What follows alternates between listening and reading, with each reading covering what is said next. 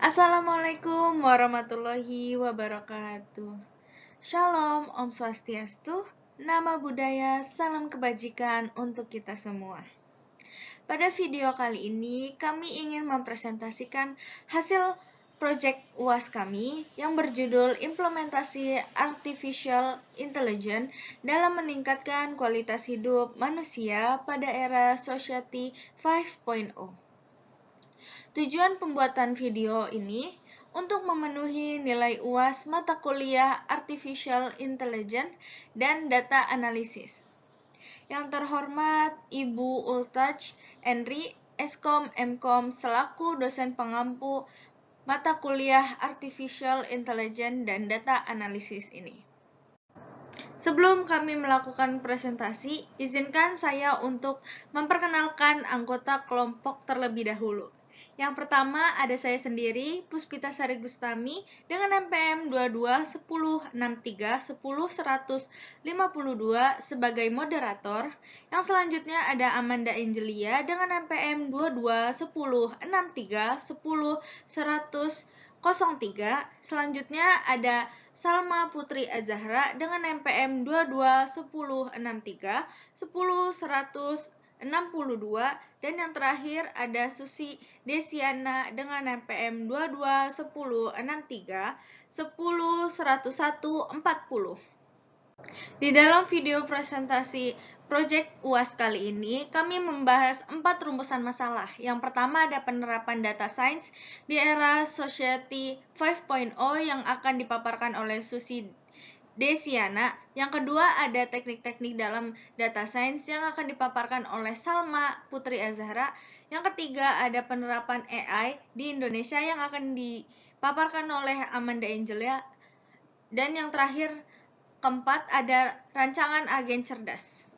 Selanjutnya rumusan masalah pertama yaitu penerapan data science di era Society 5.0 akan dipaparkan oleh rekan saya yang bernama Susi Desiana.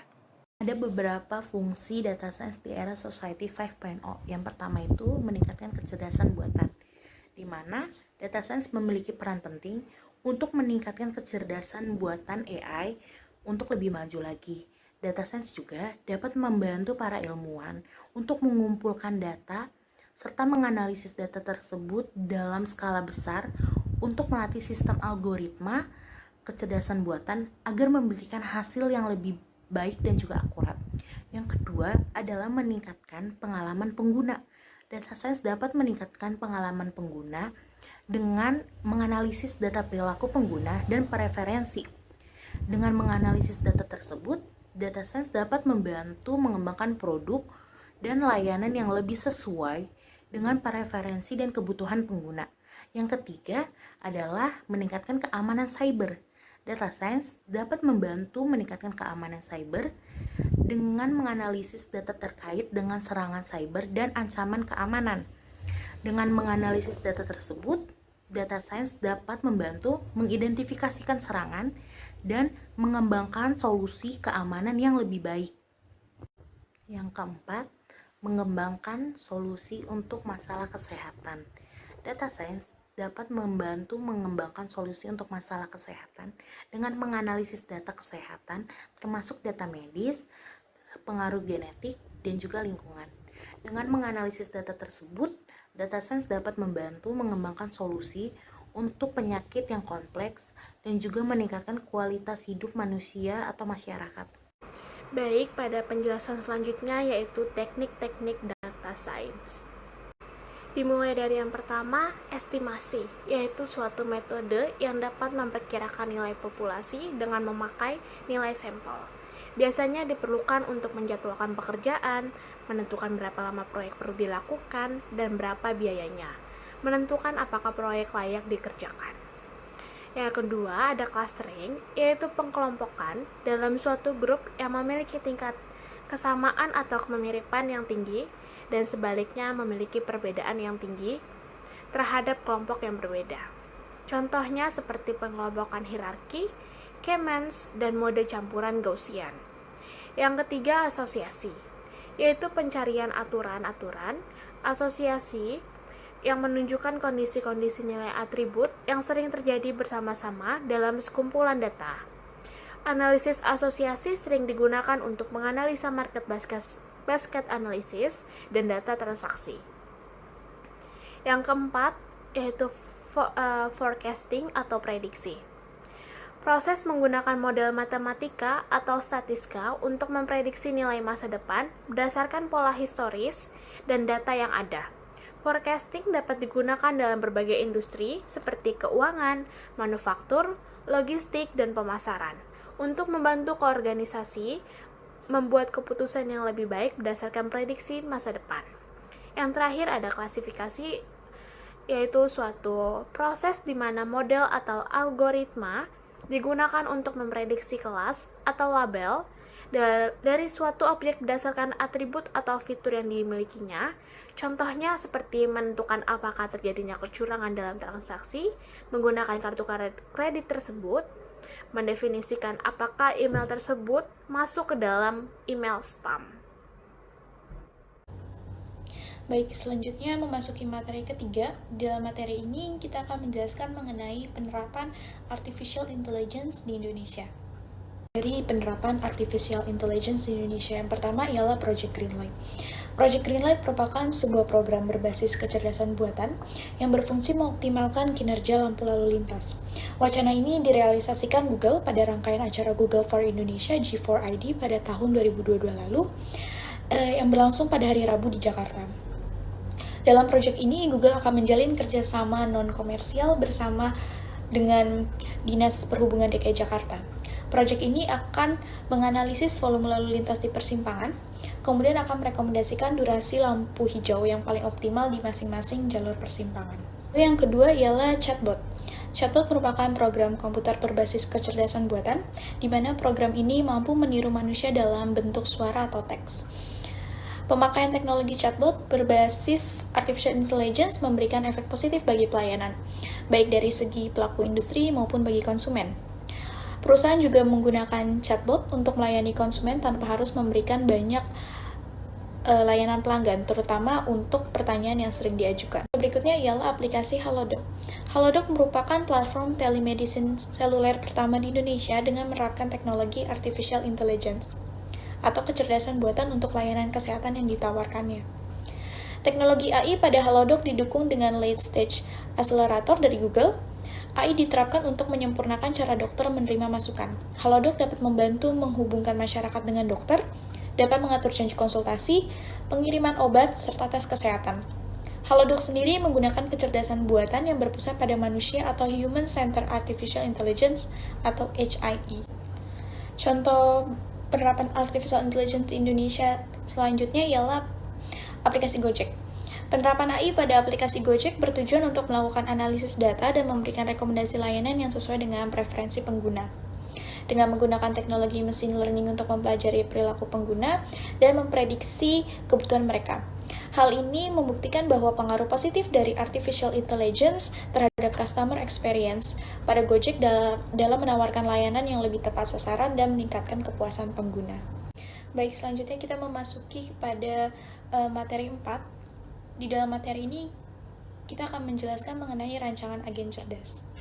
Baik, rancangan agen cerdas yang pertama, definisi masalah. Dalam pasal 1 ayat 1 Undang-Undang Republik Indonesia nomor 20 tahun 2003 tentang Sistem Pendidikan Nasional atau Undang-Undang Sisdiknas, disebutkan bahwa pendidikan adalah usaha yang sadar serta terencana untuk mewujudkan suasana belajar dan proses pembelajaran. Tujuannya adalah supaya peserta didik dapat aktif dalam mengembangkan potensi diri untuk memiliki spiritual keagamaan, kepribadian, pengendalian diri, kecerdasan, keterampilan, serta akhlak yang mulia. Kualitas atau mutu pendidikan Indonesia saat ini terbilang cukup rendah bila dibandingkan dengan negara-negara lainnya di dunia. Susenas pada tahun 2000 melaporkan bahwa sekitar 34,5% penduduk Indonesia hanya tamat sekolah dasar. Lebih rendah 34,6% tidak atau belum tamat sekolah dasar dan 32,0% tamat sekolah dasar. Dan yang SLTP hanya 15% sampai dengan tingkat pendidikan dasar tidak terlihat adanya perbedaan antara laki-laki dengan perempuan. Adapun rancangan PEAS Yang pertama, performance atau pengukuran performansi. Meningkatkan pemahaman dan prestasi siswa, menumbuhkan semangat belajar, serta meningkatkan kesadaran akan pentingnya belajar. Meningkatkan nilai ujian, serta sebagai sarana alternatif yang terjangkau guna menunjang kegiatan pembelajaran di sekolah. Yang kedua, environment atau lingkungan, kelas atau lingkungan dengan pembelajaran online, serta beragam siswa dengan tingkatan pemahaman yang berbeda dan gaya belajar yang berbeda. Yang ketiga, aktuator atau tindakan, penyediaan konten pembelajaran yang interaktif, video-video tutor pembelajaran, modul atau buku online yang dapat menunjang kegiatan belajar, serta penilaian otomatis guna memberikan umpan balik dengan cepat. Dan yang terakhir, yang keempat, sensor atau alat input data seperti smartphone dan komputer. Rancangan agen cerdas kedua berdasarkan definisi masalah. Pada masa awal kehidupan, malnutrisi dapat menyebabkan kerusakan otak secara permanen, kelainan pertumbuhan fisik, serta rentan terhadap infeksi dan penyakit-penyakit kronis yang akan terjadi di kemudian hari. Stunting merupakan salah satu penyakit yang disebabkan oleh malnutrisi. Stunting atau kekerdilan ialah kondisi ketika balita memiliki panjang atau tinggi badan yang kurang jika dibandingkan dengan umur balita seusianya. Berdasarkan pengumuman hasil survei status gizi Indonesia atau SSGI pada Rapat Kerja Nasional BKKBN, di mana prevalensi stunting di Indonesia turun dari 24,4% di tahun 2021 menjadi 21,6% di tahun 2022. Presiden Joko Widodo menargetkan penurunan angka prevalensi stunting menjadi 14% di tahun 2024. Selanjutnya, rancangan PEAS. Yang pertama, performance atau pengukuran performansi, yaitu untuk memantau pertumbuhan anak, mengidentifikasi dini anak-anak yang menderita kekurangan gizi, serta mempermudah kadar posyandu ataupun puskesmas dalam melakukan pendataan, imunisasi, pelaporan ke elektronik pencatatan dan pelaporan gizi berbasis masyarakat atau EPPGBM. Yang kedua, ada environment atau lingkungan, yaitu bayi umur 0-5 tahun atau balita, tinggi badan balita, rasio volume tubuh dan berat badan, serta lingkar kepala dan lengan atas. Yang ketiga ada akuator atau tindakan. Melalui layar smartphone atau gawai yang dapat menampilkan dan mengidentifikasi diagnosa apabila terjadinya kekurangan gizi, menampilkan catatan jadwal imunisasi dan pemberian vitamin A, memberikan pengobatan berdasarkan database alamat dan penanganan yang telah diterima, serta terdapat fitur kuis untuk mengevaluasi pengetahuan ibu dan keluarga. Yang terakhir ada sensor atau alat input data, yaitu smartphone atau gawai. Agen cerdas ketiga, definisi masalah. HIV menjadi masalah kesehatan yang mengancam Indonesia dan dunia. WHO mengatakan tidak ada negara dimanapun yang terbebas dari masalah HIV atau AIDS. Risiko kematian yang diakibatkan oleh penyakit ini pun tergolong masih tinggi. Menurut laporan Badan Narkotika Nasional (BNN), sepanjang 2022 ada 62.856 kasus HIV dan AIDS di Indonesia, yaitu terdiri dari 9.901 kasus AIDS dan juga 52.955 kasus HIV, di mana kasus ini didominasi oleh laki-laki. Menurut BNN, kasus ini ditularkan melalui hubungan homoseksual, yaitu sebanyak 17.983 kasus, dan faktor penularan berikutnya adalah melalui hubungan heteroseksual, yaitu 12.072 kasus. Di Indonesia sendiri, belum ada obat yang cukup baik untuk menyembuhkan penyakit tersebut, dan juga belum ada dokter spesialis khusus untuk menangani penyakit HIV dan AIDS. Peralatan kesehatan yang kurang memadai di wilayah Indonesia membuat para medis mengalami kesusahan untuk menangani kasus tersebut. Rancangan PEAS-nya yang pertama, performance atau pengukuran performasi, memantau perkembangan serta pola hidup masyarakat, mengidentifikasikan apakah para remaja mengalami gejala HIV dan AIDS, mengurangi perkembangan HIV di Indonesia, dan juga serta mengurangi angka kematian akibat terkenanya penyakit HIV dan AIDS. Yang kedua, environment-nya atau lingkungan dan kondisi, memberikan pemahaman untuk memutuskan penyebaran HIV dan AIDS pada generasi muda.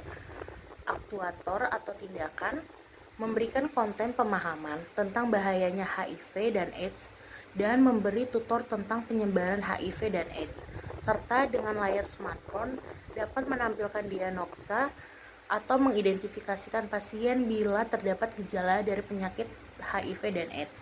Sensor atau alat input datanya yaitu menggunakan komputer dan Baik, selanjutnya yang terakhir saya akan mendefinisikan masalah sasaran MDG yang terdapat pada memastikan kelestarian lingkungan.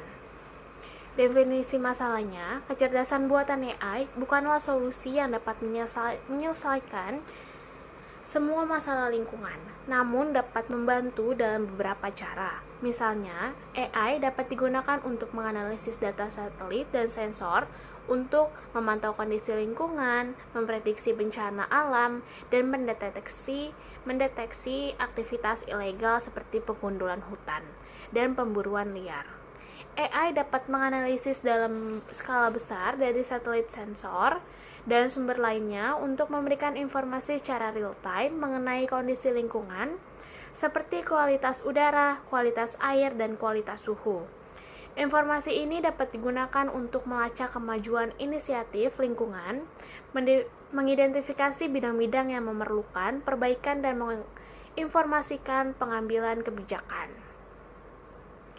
Pada rancangan PEAS, yang pertama performance atau pengukuran performansi, yaitu memantau kondisi lingkungan, memprediksi bencana alam, dan mendeteksi aktivitas ilegal seperti pengundulan hutan dan pemburuan liar.